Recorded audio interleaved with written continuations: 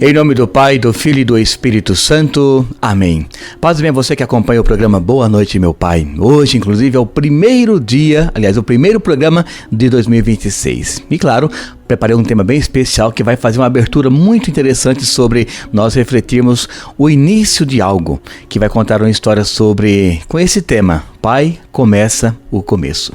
Mas antes disso, peço que você compartilhe esse programa para o seu grupo de amigos, o grupo da família, o grupo do futebol, o grupo do condomínio, para que mais pessoas tenham conhecimento sobre a Rádio Alvorada de Londrina e também, claro, dentro dessa rádio, o programa Boa Noite, meu Pai.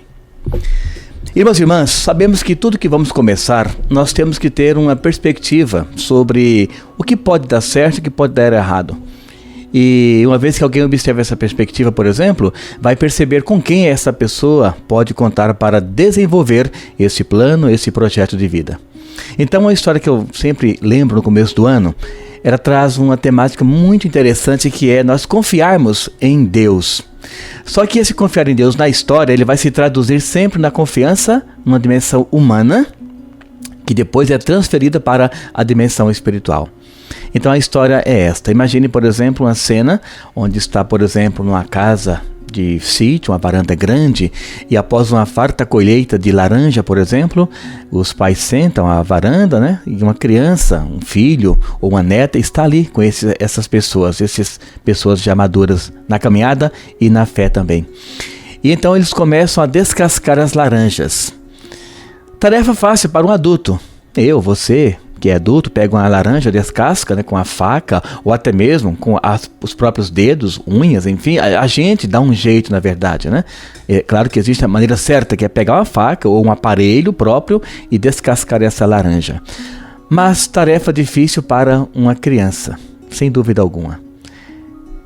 Se uma criança pega uma poncã, por exemplo, então naturalmente já fica fácil de descascar, porque ela com os dedos ela faz esse movimento e tira muito fácil todas as cascas de uma poncã.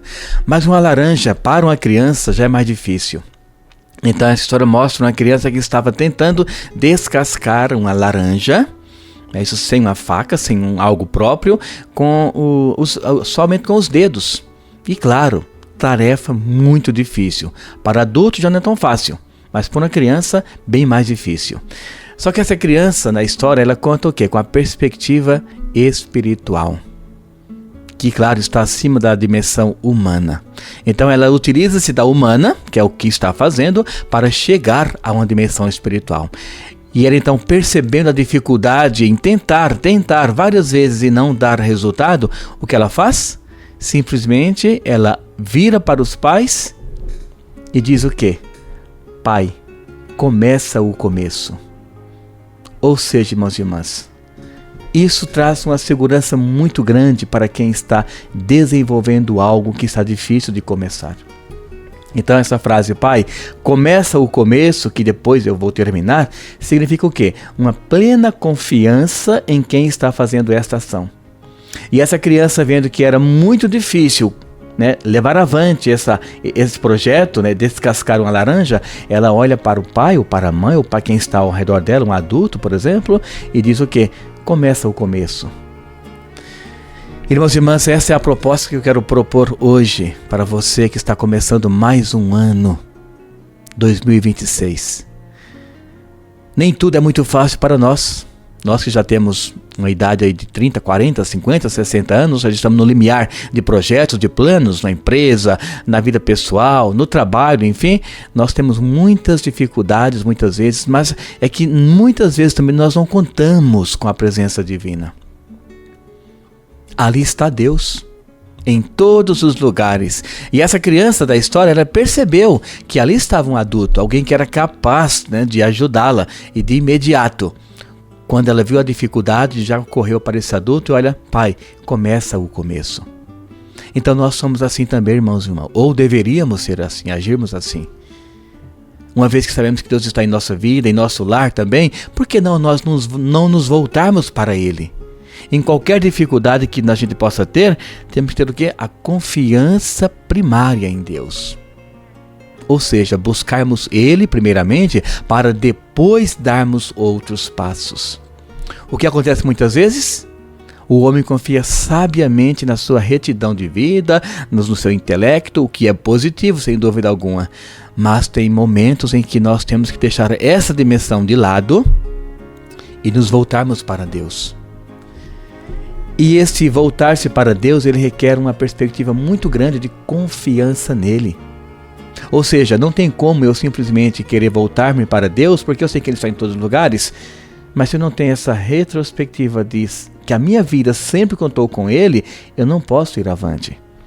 Então, por exemplo, iniciar algo confiando em Deus é alguém que tem uma profunda comunicação, uma profunda espiritualidade para com Deus. Porque dessa forma, nós sabemos que não estamos sozinhos. Tem o Thomas Merton, que ele já, inclusive, essa frase é dele, mas tem um livro dele com essa frase também, Homem Algum é uma Ilha. Isso mostra claramente que nós precisamos uns dos outros. Então não esqueça, neste ano que estamos começando agora, não é isto? Hoje é dia 4 de janeiro de 2026, neste ano que estamos começando, que você tenha essa perspectiva de confiar cada vez mais em Deus, para que Ele possa vir ao seu encontro, uma vez que essa, sem dúvida alguma, é a vontade dEle. Ele quer te ajudar, Ele quer te auxiliar. Então a gente tem que muitas vezes nos colocar no lugar dessa criança. Humildade. Estarmos buscando Deus em nosso patamar de vida para que Ele possa agir muitas vezes em todos os nossos afazeres. Portanto, não esqueça, a presença de Deus, ela é fundamental para que você tendo aliás essa confiança nele, você possa ter muito êxito em todos os seus sonhos.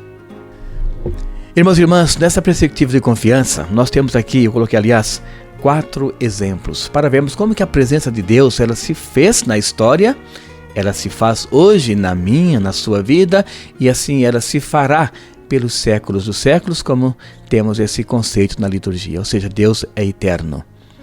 Primeiro momento que eu coloquei aqui, Moisés. A caminhada de Moisés. Eu sei que com certeza você conhece muito bem essa trajetória de Moisés, né? O Êxodo. E nessa trajetória, Moisés ele buscou em Deus um profundo conhecimento do que Deus poderia dar para ele. E assim aconteceu. Então, antes de dizer sim oficialmente, Moisés ele buscou o seu interior, refletiu sobre o que poderia acontecer se dissesse sim a Deus. E na condição humana ele não quis arriscar. Nós também somos assim. Nós usamos a frase, se Deus quiser, aí de repente não acontece como esperávamos que acontecesse, por exemplo, nós já ficamos com o pé atrás. Então Moisés ele também teve a experiência humana de buscar Deus, de pesquisar sobre a caminhada dele para com Deus, o que Deus poderia fazer para com ele, e ainda assim teve medo. Antes de falar o sim, por algumas vezes ele disse não, eu não quero essa caminhada, eu não tenho essa competência, eu não sou um bom líder.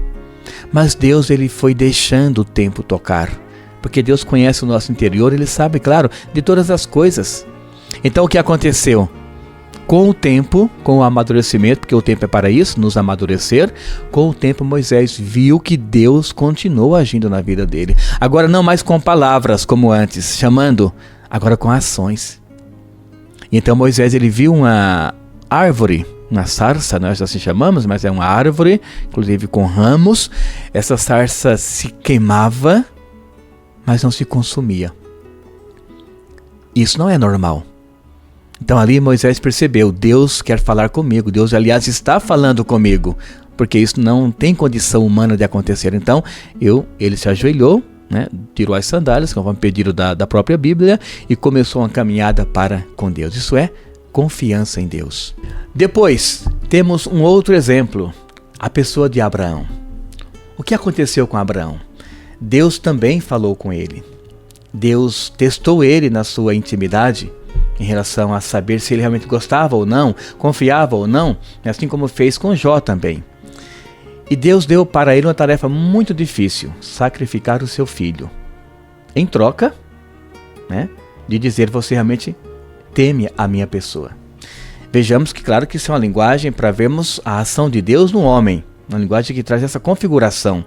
Né? Deus jamais quer o mal de uma pessoa, mas é para vermos que a ação de Deus no homem, ela existe, e o homem, quando escuta Deus, ele vai oferecer aquilo que ele realmente espera, que é bom para ele.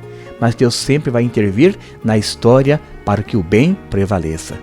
Então Deus pediu essa prova, e Abraão colocou-se a caminho, sacrificar o seu filho Isaque.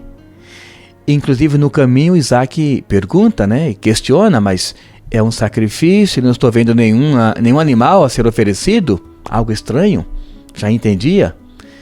E então Abraão continuou. Só que em momento algum Abraão disse para Isaque o que iria acontecer, porque Abraão tinha no seu interior, no seu conhecimento, que Deus não queria esse mal. Ele deixou o tempo acontecer, o tempo correr, para saber o quê? Como que Deus iria dar o desfecho nessa história, que seria trágica, mas que Deus tornou-a uma história de fé. E então, na hora em que Abraão ia sacrificar o seu filho, Isaque, eis que aparece o anjo do Senhor e conversa com Abraão, dizendo: olha, não é isso que Deus quer. Você já mostrou para Deus que o ama, que o respeita, que teme a Ele. Lembrando, temer não é ter medo. Temer é ter respeito.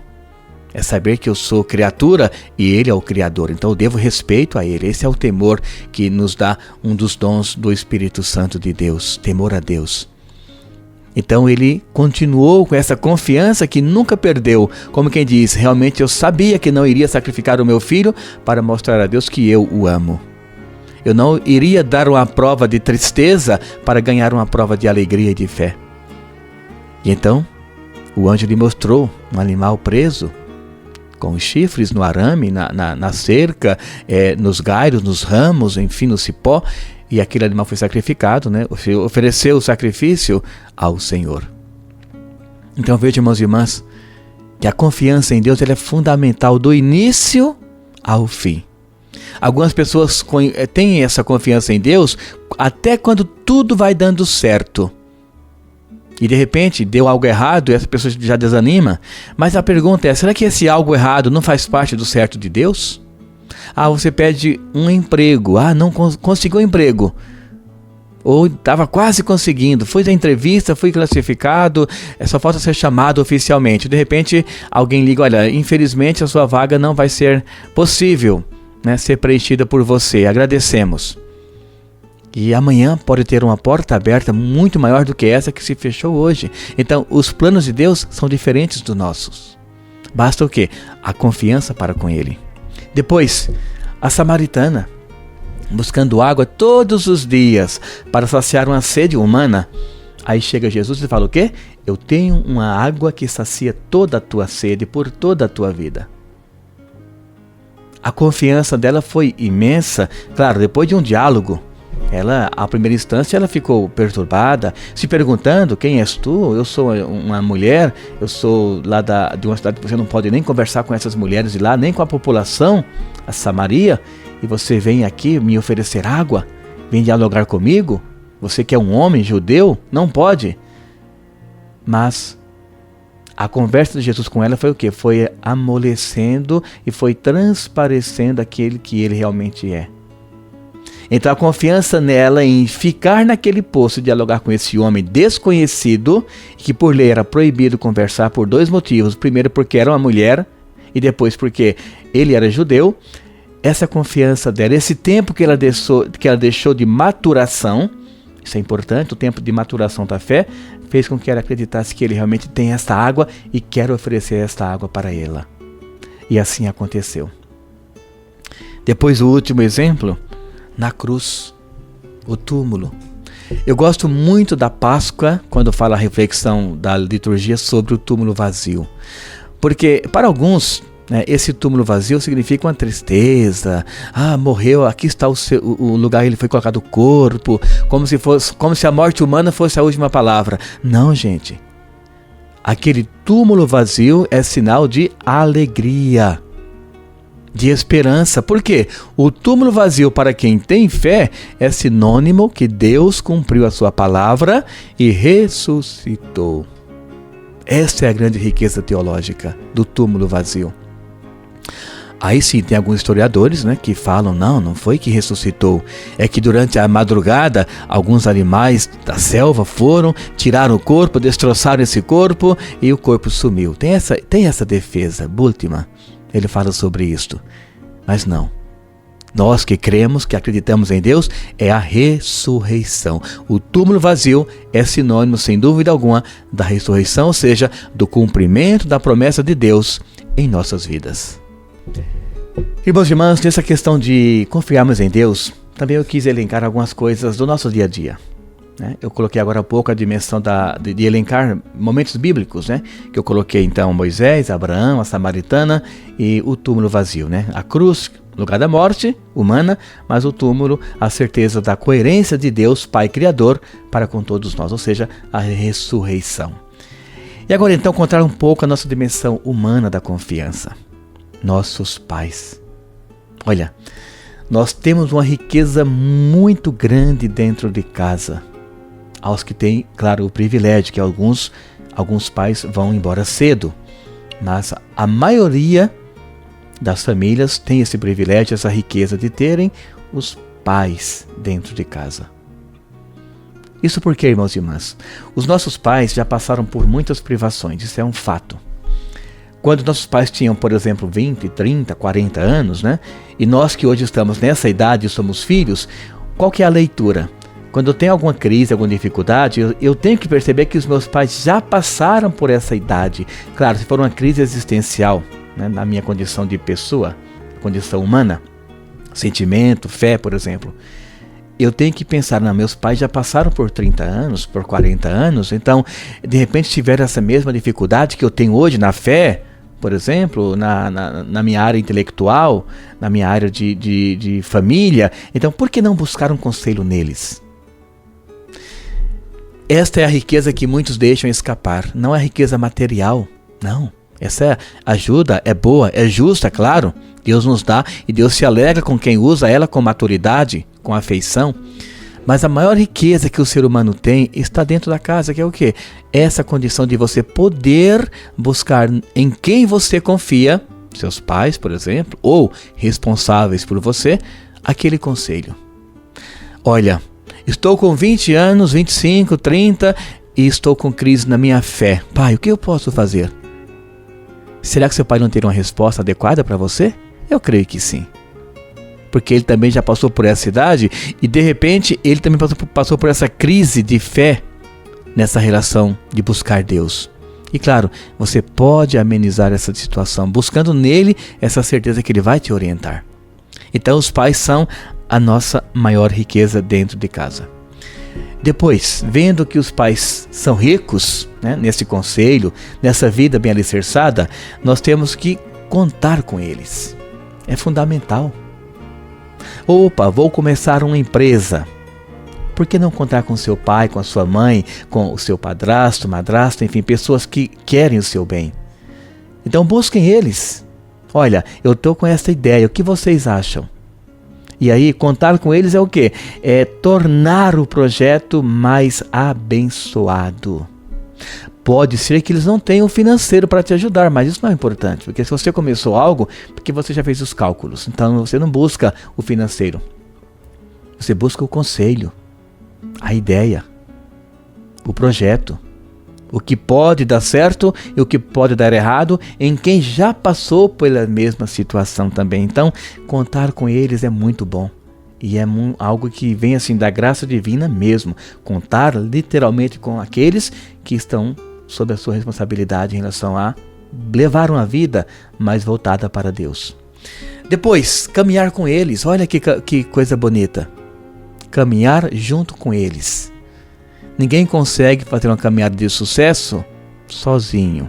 Isso é um fato. Ah, mas eu sou o único dono da minha empresa que bombou no mundo. Não, tudo bem, você é o dono daquele CNPJ.